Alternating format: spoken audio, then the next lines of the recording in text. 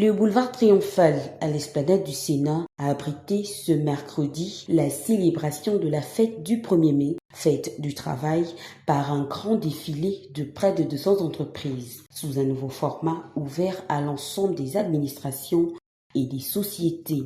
Manifestation organisée dans le monde entier en souvenir au mouvement ouvrier de Chicago pour la réduction du temps de travail à une journée de 8 heures. Ce grand défilé a été rehaussé par la présence du président de la République, président de la transition, le général de brigade Brice Clotaire Oligui Nguema. Une première pour le CTRI qui innove avec la participation des entreprises et leur personnel. Plusieurs temps forts ont marqué cet événement. Le président de la République a procédé à la décoration des salariés de diverses administrations et entreprises ayant totalisé 30 ans ou plus de service à la médaille d'or. S'en est suivi les décorations d'argent et de bronze par les membres du gouvernement et les inspecteurs de travail. Après cette phase réservée aux décorations, ce fut le moment des interventions. Le Premier ministre, le représentant des collectifs des travailleurs.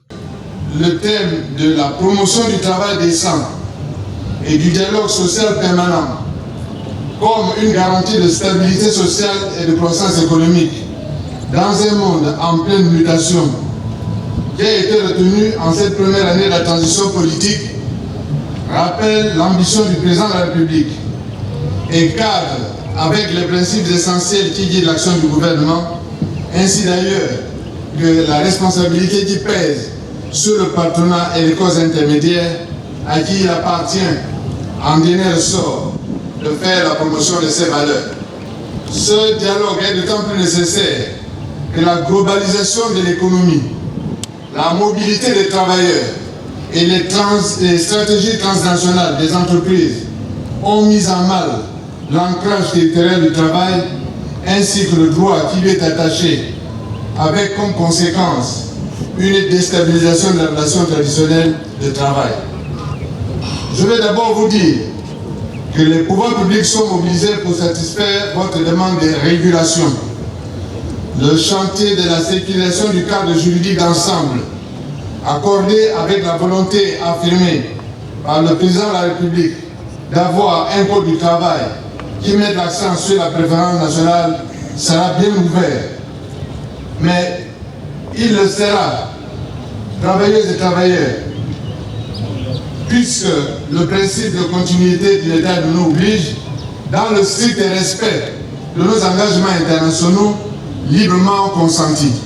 Les organisations syndicales des travailleurs appellent ce jour 1er mai 2024 Son Excellence Monsieur le Président de la Transition, Président de la République, chef de l'État, Monsieur le Premier ministre de la Transition, chef du gouvernement, à s'intéresser au sort des travailleurs du secteur privé par l'organisation du Forum économique du secteur privé, à l'instar de celui de la fonction publique qui eut lieu en 2020.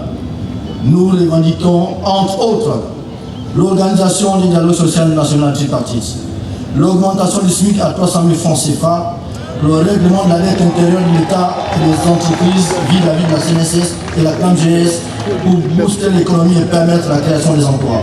La revalorisation de la pension dans le secteur privé, la dernière datant de 1984.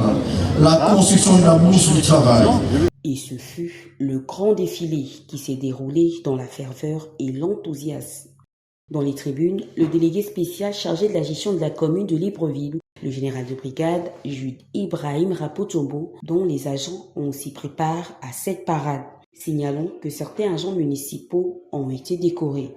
Notons que cette fête du travail grandeur nature a permis au président de la transition de communier avec les salariés des différentes administrations et entreprises.